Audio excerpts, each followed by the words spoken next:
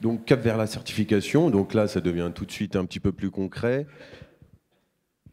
Donc l'idée, c'est qu'on aborde ces différents points sur ce sujet-là. Donc les organismes certificateurs, quel choix j'ai, les obligations des financeurs publics et paritaires sur ce sujet-là, le périmètre, les procédures et cycles de la certification, cas et non-conformité au référentiel, les modalités de certification d'un organisme disposant d'une certification ou d'une labellisation de qualité des actions concourant au développement des compétences, et les organismes de formation indépendants. Donc une partie de ces éléments vous seront aussi présentés par mon acolyte Alexis. Sur cette slide, ce qu'il faut retenir, c'est que vous, en tant qu'organisme de formation, vous allez vous retrouver en face de deux possibilités, deux listes de certificateurs. La première, c'est celle du ministère du Travail qui va composer une liste de certificateurs accrédités par le COFRAC, comme vous le disiez, Monsieur Larieux, en introduction. Cette liste est en train d'apparaître, elle évolue régulièrement. Il me semble qu'on est à environ plus d'une dizaine de 14 certificateurs aujourd'hui accrédités. Mais il y a une seconde liste qui sera accessible d'ici peu, c'est la liste de France Compétences. France Compétences qui a pour but de vérifier les processus de certification des labellisateurs. Et les labellisateurs seront sur une liste de France Compétences, sur le site internet, j'imagine, qui sera facilement accessible. Ensuite, l'ensemble de ces certificateurs enverront la liste des organismes certifiés au ministère du Travail. Donc, voilà, je pense que l'objectif pour vous aujourd'hui, c'est de bien identifier quel type d'organisme de formation vous êtes, entre guillemets, et quel est le certificateur ou labellisateur qui vous correspond le mieux. J'imagine qu'il va y avoir d'autres sujets qui vont rentrer en ligne de compte pour faire ce choix, et je ne suis pas forcément là pour en parler. Mais en tout état de cause, aujourd'hui, c'est de bien identifier le profil du certificateur qui sera le plus à même à répondre à votre profil et être en mesure de bien vous certifier, entre guillemets. Je veux juste rappeler que le ministère du Travail est l'autorité responsable de la certification qualité et que France Compétences est en charge de l'évaluation et de la régulation du système qualité ainsi que de la reconnaissance d'instances de labellisation. Hop. Et donc, sur la slide suivante, donc là, on a une liste de certificateurs déjà identifiés, qui n'est pas forcément un jour, mais qui n'est pas loin non plus quand même. Donc bon, je ne les connais pas forcément, donc j'en ferai pas forcément la pub. Et pour la slide suivante, qui est en fait l'activité sur les financeurs publics et paritaires des organismes financeurs. En fait, nous, en tant que financeurs, pardon, je vais y arriver, on va avoir différentes missions sur ce sujet-là. C'est de veiller à l'adéquation financière des prestations achetées aux besoins de formation, à l'ingénierie pédagogique, à l'innovation des moyens des mobilisés et aux tarifs pratiqués. Donc ça, en fait, c'est déjà quelque chose que nous pratiquons. On va continuer cette veille, en gros, bien connaître le marché de la formation professionnelle dans tous ses aspects, que ce soit sur du présentiel, sur du digital learning, sur les différentes méthodes pédagogiques, sur les différents tarifs proposés. Aujourd'hui, on doit être en mesure, en tant que financeur, de nous... Voilà, d'être, quand on reçoit une demande de financement, d'être au plus... être serein lorsqu'on valide ce type de financement. En tout état de cause, les financeurs gardent ce rôle de contrôle de la qualité, donc on continuera à venir dans les organismes de formation pour s'assurer que la partie qualité entre bien dans le cadre et que dans ce cas, si on constate des incohérences qualité dans vos process, un retour vers le ministère sera fait en indiquant que cet organisme de formation est défaillant sur ce sujet-là. Je vais laisser la parole à Alexis qui va prendre le relais sur ce sujet du périmètre. Merci Bruno. Donc oui, une fois que vous avez mis en œuvre l'ensemble de ces indicateurs, de ces critères, il vous reste encore le cap de la certification qui est une réelle étape à construire, que vous allez construire en partenariat en fait avec l'organisme certificateur. Donc pour rappel, ce qui a été introduit par Monsieur Larieux, c'est qui peut prétendre à cette certification. Ce sont les organismes de formation qui disposent aujourd'hui d'un numéro d'enregistrement à la déclaration d'activité ou en cours d'enregistrement et qui souhaitent bénéficier de fonds de financeurs publics ou paritaires. Donc comment ça se déroule concrètement? Vous allez à un moment donné devoir vous mettre en relation avec un organisme certificateur auquel vous allez dire, voilà la catégorie des actions de développement des compétences auxquelles je veux concourir et dont je veux certifier. Donc, en résumé, pour obtenir votre certificat, vous allez devoir être une entité juridique enregistrée. Vous pouvez être multisite, c'est-à-dire avoir plusieurs sites. Par contre, l'ensemble de ces sites devront être conformes aux exigences du référentiel. Donc, j'ai introduit la notion d'organisme multisite. Qu'est-ce que c'est? Qu'est-ce qu'il va devoir être?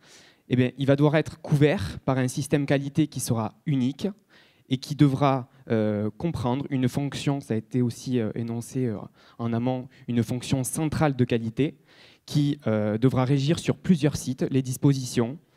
Et donc, ces sites-là devront avoir tout ou partie des activités du champ du référentiel. Et pour qu'un site soit considéré comme faisant partie d'un organisme multisite, il faut qu'il y ait la présence de personnel de manière permanente. Donc, cette fonction centrale, c'est la personne qui en fait va coordonner le système qualité, qui va devoir avoir la compétence et l'autorité pour recueillir les informations, collecter, les analyser et faire vivre ce système qualité. Il devra être capable, au cours de l'audit également, de démontrer sa capacité à coordonner ce système qualité et à démontrer sa capacité ou son autorité qu'il a sur le système, c'est-à-dire être capable de mettre en œuvre des actions qui impactent l'organisation de la structure. Donc, pour résumer, un organisme multisite, c'est un organisme qui a un seul système qualité, unique. Il a identifié sa fonction centrale qui ne peut pas être externalisée. Il faut que la compétence soit en interne. Après, que vous fassiez accompagner par monsieur, ce n'est pas un souci. La fonction centrale doit avoir l'autorité pour modifier l'organisation de la structure en matière de management de la qualité, de manière unique sur l'ensemble des sites. Et tous ces sites que vous voulez inclure dans le périmètre de certification doivent être gérés par la fonction centrale, en matière de qualité, bien sûr. Donc, on a présenté la notion de multisite. Maintenant, il y a une particularité sur les organismes multisites, ça va être l'échantillonnage. L'échantillonnage, c'est dès lors qu'on va devoir définir un panel de sites pour définir le nombre de sites qui vont être audités. Par exemple, j'ai 15 sites, je veux certifier l'ensemble de mes sites, eh bien, l'organisme certificateur va procéder à un échantillonnage. Cet échantillonnage, il devrait être représentatif de la catégorie des actions qui sont sur les sites et de leur variété. Dans tous les cas, vous devez aussi prendre en compte que l'organisme certificateur peut choisir à tout moment de vous dire « moi, je veux qu'au cours du plan d'audit, il y ait ce site-là qui soit de manière obligatoire introduite dans l'audit ». Ça, vous ne pourrez pas aller à l'encontre, c'est de manière obligatoire. Néanmoins, il devra vous le justifier et que ce soit pertinent selon lui. Par exemple, il a peut-être eu des remontées d'insatisfaction par les stagiaires. Il a des doutes, des suspicions sur votre capacité à maintenir le certificat sur ce site-là. Ça, il en a le droit. L'inverse n'est pas vrai. Vous ne pouvez pas exclure un site de votre périmètre. Par exemple, vous avez un panel de 15 sites, vous voulez que les 15 soient certifiés, vous ne pouvez pas dire à l'organisme certificateur que ce site-là, vous ne voulez pas qu'il soit audité. Ça, ce ne sera pas possible. Ensuite, cas particulier, si au cours de l'année ou au cours de votre certificat, du cycle de vie de votre certificat, vous voulez faire entrer un nouveau site, vous pouvez. Voilà, vous avez un nouveau site qui veut entrer dans votre certificat et être référencé au même titre que les autres. Donc là, il va devoir y avoir une modification. Donc, ils vont proposer, l'organisme certificateur, un audit qui va être aménagé avec l'introduction de ce site-là dans le plan d'audit. Donc, ce sera en plus.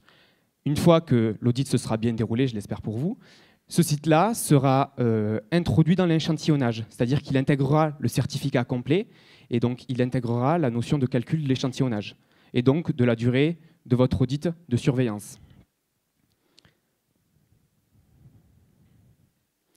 Donc, Monsieur Larieux en parlait en introduction de cette présentation, c'est votre cycle de certification classique, un cycle de certification de 3 ans avec un audit initial auquel vous allez devoir vous préparer. Ce sera pour tout le monde un audit initial au début. Il n'y aura pas d'audit de surveillance pour commencer. Il y aura un audit initial un audit de surveillance sur l'année suivante, puis un audit de renouvellement. Je ne vais pas revenir dessus, M. Larue a très bien précisé par rapport à l'audit de renouvellement. Ce n'est pas tacite. Il va falloir continuer. Il y a peut-être effectivement du chiffre d'affaires qui rentrait en jeu dans cette partie-là. Par contre, je vais m'attarder sur la partie extension. M. Larue en a parlé également. Dès lors que vous allez vouloir développer votre activité, aujourd'hui, vous êtes un organisme de formation qui propose des formations classiques et demain, vous voulez faire centre de bilan de compétences. Eh bien, vous pouvez à tout moment du cycle de certification demander à une certification d'introduire cette activité-là, cette catégorie d'action-là à votre certificat. Par contre, ça va avoir l'effet de créer un nouvel audit qui sera à tout moment du cycle de certification, mais ça sera comme un audit initial qui sera sur le périmètre du champ d'extension. Donc, il faut aussi que vous, dans votre stratégie, vous y pensiez, que vous le prépariez, cet élément-là. Et puis, une fois que vous aurez passé l'audit d'extension, l'audit initial d'extension, l'activité, la catégorie d'action sera mise à jour dans votre certificat. Vous aurez un certificat avec les actions qui sont certifiées. Donc, on en a parlé un petit peu. La durée des audits, elles sont fixées, les modalités de définition de cette durée d'audit est fixée par l'arrêté du 6 juin 2019, qui comprend 3 critères majeurs, qui sont dans un premier temps la catégorie des actions que vous proposez. Donc, est-ce que vous faites des actions de formation, du bilan de compétences, de la VAE, ou est-ce que vous faites de l'apprentissage? Ça va avoir un impact sur la durée de l'audit. Ensuite, la catégorie d'audit dans laquelle vous vous trouvez va aussi jouer sur la durée. Un audit initial n'a pas la même durée qu'un audit de surveillance ou de renouvellement. Donc ça aussi, chaque année, ça peut être modifié. Vous n'aurez pas tous les jours chaque année la même durée d'audit. Peut-être que oui, peut-être que non. Mais tout ça se calcule, ça suit des critères. Et le dernier critère sera votre chiffre d'affaires et l'échantillonnage des sites. Donc, votre chiffre d'affaires et le nombre d'audits qu'il y aura à auditer. Je vous ai mis, vous l'aurez dans le livrable de fin, un tableau qui reprend la modalité de calcul de cette durée d'audit. Donc, vous retrouvez bien à l'intérieur l'ensemble des critères, donc la catégorie d'audit, votre chiffre d'affaires, la catégorie d'action que vous proposez et l'échantillonnage des sites. Vous additionnez, c'est simple. Ça vous donne une idée de la durée de l'audit. Alors, qu'est-ce qui va se passer ensuite? Donc, vous allez vous préparer à passer cette certification, vous allez mettre en œuvre votre système qualité, vous allez le faire tourner. Et puis un jour, il y a un auditeur qui va venir. Vous serez mis en relation avec l'organisme certificateur, vous aurez défini une date avec lui pour faire venir l'auditeur. L'auditeur va venir, il va faire en sorte de produire un rapport avec à l'intérieur des constats qui pourront être positifs, des points forts pour votre organisme qu'il voudra mettre en avant, mais aussi des points d'amélioration qui peuvent se découper en 2 catégories, des non-conformités mineures ou des non-conformités majeures. Une non-conformité, c'est un écart de votre organisation par rapport à un indicateur du référentiel, à un ou plusieurs indicateurs du référentiel. Comment ça se définit? C'est l'auditeur qui va devoir définir, mais avec vous aussi, lors de la réunion de clôture, sur les non-conformités. Pour une non-conformité mineure, on va plutôt être sur une prise en compte partielle d'un indicateur, mais par contre qui n'a pas d'incidence forte sur le client final. L'impact est négligeable. On a un écart, mais ce qu'on veut voir, c'est vraiment est-ce que cet écart provoque une dégradation de la qualité du service qui est apporté à la personne. Si ce n'est pas le cas, ce sera une non-conformité mineure. Par contre, dans le cas d'une non-conformité majeure, ce sera un peu pareil, c'est-à-dire on aura une prise en compte partielle d'un indicateur, mais avec un impact réel pour la qualité du service, voire même une non-prise en compte totale d'un indicateur. Ceci provoquera une non-conformité majeure. Vous retrouverez bien sûr toutes ces modalités de définition de non-conformité dans l'arrêté du 6 juin 2019. Donc, quel est le risque pour votre organisme d'avoir des non-conformités? Eh bien, globalement, c'est de soit pas avoir le certificat, soit se le voir suspendre par l'organisme certificateur, voire même se le faire retirer. Et qu'est-ce qui va définir ces modalités-là? C'est la gravité de vos non-conformités, ça va être le nombre de non-conformités que vous avez et la récurrence à laquelle elles apparaissent. Ça va être des non-conformités majeures que vous n'avez pas levées, et on le verra après, c'est quoi lever une non-conformité majeure dans les délais. Ou alors, c'est une non-conformité mineure qu'on a observée sur une année N, et lorsque l'auditeur revient l'année suivante, vous n'avez rien fait pour la corriger, il la fera passer de manière automatique en non-conformité majeure, parce que vous n'aurez pas été capable de prendre en compte cet écart et de le traiter. Donc, j'ai un peu parlé de la notion de délai. Effectivement, en fonction de la non-conformité qui va être constatée par l'auditeur, vous allez avoir un délai de mise en œuvre d'actions correctives à mettre en place. Une action corrective, c'est une action qui joue sur les causes de la problématique. On identifie un problème, un écart. Je vais essayer d'éliminer les causes qui provoquent cet écart pour ne plus qu'il apparaisse. Si juste je corrige sur l'instant T et ça revient, là, c'est des actions curatives. Ce qu'on cherche à faire, là, c'est des actions correctives. En cas de non-conformité mineure, vous allez devoir adresser un plan d'action. Une fois que l'audit est passé, on a constaté la non-conformité, il vous adresse le rapport, vous avez un délai pour adresser un plan d'action à l'organisme certificateur sur votre programme pour corriger, mettre une action corrective sur cette non-conformité mineure. Le délai sera fixé par l'organisme certificateur. Par contre, vous devez vous mettre en place une action corrective dans les 6 mois. La mise en œuvre doit être effective dans les 6 mois de cette action corrective. Si l'année suivante, l'auditeur revient, je l'ai dit un petit peu avant, l'auditeur revient, il constate la même non-conformité mineure, sans action de correction mise en œuvre, il la passera automatiquement en non-conformité majeure. Et là, vous vous retrouverez soumis au cas de la non-conformité majeure. Le cas de la non-conformité majeure est plus compliqué. Vous devez, dans un délai de 3 mois, après les constats, mettre en œuvre l'action corrective et fournir à l'organisme certification la preuve que vous avez mis en place l'action corrective dans les 3 mois. Si ce n'est pas fait dans les 3 mois, l'organisme certificateur suspend votre certificat et il ne le lèvera pas tant que vous n'aurez pas produit les éléments de preuve comme quoi la non-conformité est levée. Au terme, si dans les 3 mois, au démarrage de la suspension, vous n'avez pas produit les éléments de preuve comme pour corriger cet élément, que vous avez corrigé cette non-conformité, il vous retirera le certificat. Donc là, avec tous les impacts qu'il y a derrière. Et aussi le fait que vous devrez repasser un audit initial. Donc faites bien attention, soyez vigilants avec vos non-conformités. Tenez à jour votre plan d'action. Ça, c'est important.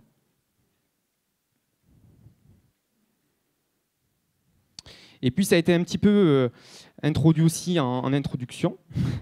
C'est les modalités d'organisation des audits pour les organismes qui possèdent aujourd'hui un label qui est listé au CNEFOP sur la date du 31 décembre 2018 et qui est active au moment de la demande de certification. Si elle est active au moment où vous faites la demande de certification près de l'organisme certificateur, vous pouvez bénéficier de modalités d'aménagement de la durée de cet audit. Attention, ça ne s'applique que sur l'audit initial. Ça ne s'appliquera pas sur l'audit de surveillance. Mais par contre, lors de votre audit initial, si vous avez déjà un label du CNEFOP, vous pouvez demander un aménagement de la durée. Et donc, certains indicateurs ne seront peut-être pas ou moins abordés lors de l'audit. Je vous ai remis le même tableau de calcul que pour les audits à la base, c'est-à-dire pour les gens qui n'ont pas de certificat, de label du CNEFOP. Mais là, vous avez la même modalité de calcul, c'est-à-dire la catégorie de l'audit, on est sur un audit initial, le chiffre d'affaires, la catégorie des actions que vous délivrez et l'échantillonnage. Et je passe la parole. Donc, merci de votre attention. L'année qui va effectivement vous donner des éléments. D'accord. Sur la démarche de certification. Oui. Donc concrètement, quand vous voulez rentrer dans la démarche de certification, il faut dresser une demande de devis auprès d'un certificateur. Donc pour vous faire un devis, le certificateur il a besoin de récupérer certains éléments. Donc votre raison sociale, votre numéro de déclaration d'activité, le type d'action de formation que vous dispensez et votre chiffre d'affaires. Donc si on vous demande des éléments de type BPF, etc., ou même le certificat CNEFOP, c'est pour pouvoir le prendre en compte dans notre offre de prix. Puisque comme vous l'avez vu, la durée de l'audit est fonction de votre chiffre d'affaires et du type d'action dispensée. Donc ce recueil se fait soit via un formulaire, soit certains ont tout sur un site internet. Voilà. À l'issue de ça, lorsque vous avez choisi votre certificateur et que vous décidez donc de contractualiser votre partenariat, il devra prendre contact avec vous pour planifier l'audit. Donc pour cela, il vous proposera un auditeur et une date d'audit. Donc, à l'issue de ça, donc, bon, il faut valider le fait que vous acceptez la date et l'auditeur. Et à l'issue de ça, donc, l'auditeur prendra contact directement avec vous pour programmer donc, son audit et le planifier. En fait, il vous délivrera un plan d'audit. Donc le plan d'audit vous définira sur la journée ou en fonction de la durée de votre audit, quels sont les critères qui seront audités et en fonction de l'heure, en fonction aussi de la disponibilité de votre personnel, s'il y avait du personnel, si vous êtes plusieurs à répondre aux demandes de l'auditeur. Donc l'audit initial, il se réalise sur site. L'auditeur, pour réaliser son audit, il fait un entretien. Il conduit une revue documentaire et il fait des observations. Il faut savoir donc que l'auditeur il va se baser sur des preuves factuelles qui sont donc mentionnées dans le guide de lecture et dont vous ont parlé tout à l'heure les OPCO. Voilà. Donc, il réalise son audit par échantillonnage, c'est-à-dire qu'avant, pour le Datadog, vous fournissiez sur une plateforme un dossier tout beau, tout propre. Là, l'auditeur, c'est lui qui décidera des éléments qu'il voudra aller regarder par échantillonnage. Donc, par exemple, si vous avez eu 100 prestations sur la dernière année, il vous dira, je veux voir, il va regarder par exemple 4 et il vous dira lesquels il veut aller auditer. Voilà. À l'issue de l'audit, il établit son constat, donc ses non-conformités mineures, ses non-conformités majeures, le cas échéant, et il délivre un avis sur la certification. Ce n'est pas lui qui décide de la certification, il émet juste un avis et il transmet son rapport, ses non-conformités, à l'organisme certificateur. Donc, l'organisme certificateur, il faudra que, dans le cas de non-conformité majeure ou s'il vous veniez à avoir plus de 5 non-conformités mineures, il faudra que vous en leviez. Et il décidera donc de la certification de l'OF une fois que ces écarts bloquants seront levés. Voilà, pour en fait délivrer sa propre décision. Je vous propose de finaliser sur la mission qualité des financeurs avec l'intervention de Christine Vauvant. Bonsoir, bonsoir mesdames, bonsoir messieurs. Allez, un petit peu de courage, vous tenez le bon bout, on arrive à la fin. Donc là, je vais vous parler de la mission qualité des financeurs, entre contrôle et qualité. Donc le financeur doit, de par sa mission, assurer une mission de contrôle des actions qu'il va financer. Le financeur doit vérifier que ces formations sont bien réalisées par rapport à ce qui a été prévu, mais également sur le fond, mais également sur la forme. Le financeur n'est pas seul, il travaille et entretient une collaboration de partenariat très étroite avec les autres financeurs, mais également les services de la directe, qui sont un acteur central de cette thématique-là. La deuxième mission du financeur, c'est une mission qualité qui, depuis le décret 2015, va évoluer. Le financeur, jusqu'à présent, avait une double mission, une mission d'évaluation de la qualité, notamment par le référencement avant le financement, mais aussi une mission de contrôle de la qualité par la vérification de la bonne mise en œuvre de cette formation. Depuis le décret du 6 juin 2019, le financeur n'aura plus un rôle d'évaluateur, puisque le financeur devra assurer par des audits de certification cette évaluation-là. En revanche, son rôle de contrôleur est renforcé par ce décret qui sera en place à partir du 1er janvier 2021. Je l'ai dit. Quelle mission pour demain ?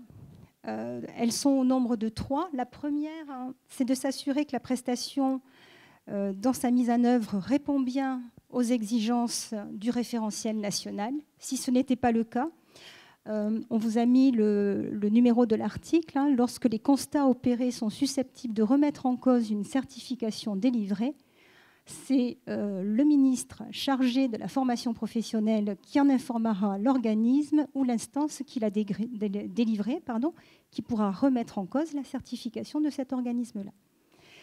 La deuxième mission est de vérifier la cohérence tarifaire des prestations financières. Donc là, le financeur est conforté dans cette mission d'adéquation financière. Le financeur vérifiera la pertinence du tarif au regard des moyens qui sont mobilisés par lui pour mettre en œuvre cette formation-là. Et enfin, le financeur joue un rôle d'information, de conseil, d'accompagnement, et via une offre de services variée et adaptée aux prestataires qu'il va financer. Donc l'objectif est effectivement d'éclairer sur le cadre en vigueur, mais également d'impulser des actions à mettre en place. Aujourd'hui, c'est typiquement une action de ce type-là, mais aussi une veille juridique liée à la réforme, une mise à disposition de documents type conformes aux exigences des décrets d'application, des conseils personnalisés, des rendez-vous, des échanges avec les financeurs, des réunions, des matinales et des conférences sur la qualité. Voilà pour les missions qualité des financeurs. Donc je vais faire une petite digression au timing très serré de Valérie. Vous m'en voudrez pas, mais je vais prendre quelques petites secondes parce que j'ai la parole. Et je voudrais, en vous écoutant cet après-midi, en écoutant les intervenants, je mesurais le parcours que nous avons fait, le travail que nous avons fait tous ensemble, depuis 2015 en particulier, où le FONGECIF a été déclaré contrôleur qualité, avait une mission de contrôleur qualité. Et ce travail que nous nous imposons au quotidien dans notre structure en interne, via des audits internes, via des procédures extrêmement rigoureuses pour pouvoir justifier de la qualité des formations que l'on finance. Ce travail-là, on ne l'a pas fait tout seul. Et j'ai l'occasion aujourd'hui de pouvoir vous remercier, vous, les services de la Directe, qui ont toujours été un partenaire de qualité, les OF, pour qui la vie ces dernières années n'a pas été très facile, hein, avec toutes les exigences auxquelles on vous a demandé de répondre. Les financeurs, avec qui on travaille régulièrement en partenariat. Et bien sûr le CARIFOREF, hein, qui réunit autour de thématiques telles que celle-ci des sujets qui vont venir entretenir et faire cette veille juridique qui est essentielle aujourd'hui dans ce monde de la formation professionnelle qui bouge au quotidien et qui est vraiment d'une exigence, si on veut être en veille, se tenir informé, qui est très exigeant. Voilà, donc je profitais de cette petite intervention pour vous remercier à tous. Et puis, le FONGECIF Occitanie s'appellera FONGECIF Occitanie jusqu'à la fin de l'année, mais nous prenons un nouveau nom et les missions de la qualité nous incombent dans la future association Transition Pro Occitanie à partir du 1er janvier 2020. Nous serons à vos côtés, nous continuerons à travailler sur ces exigences de la qualité avec la Directe, avec les financeurs, avec vous, OF, et nous continuerons aussi à faire monter en compétence nos équipes. Les équipes de Marie vont passer prochainement une formation pour être auditeurs de certification. Donc voilà, on vous demande beaucoup d'exigences, mais on est exigeant aussi avec nous-mêmes et on s'applique les mêmes exigences pour répondre à tous ces critères qu'on vous demande d'appliquer. Voilà. Je vous remercie pour votre attention et je suis désolée de vous avoir pris quelques minutes supplémentaires. Merci Christine. Je vous ai parlé de cette diapo finale, hein, qui vous donnera des éléments pour aller un petit peu plus loin avec des liens.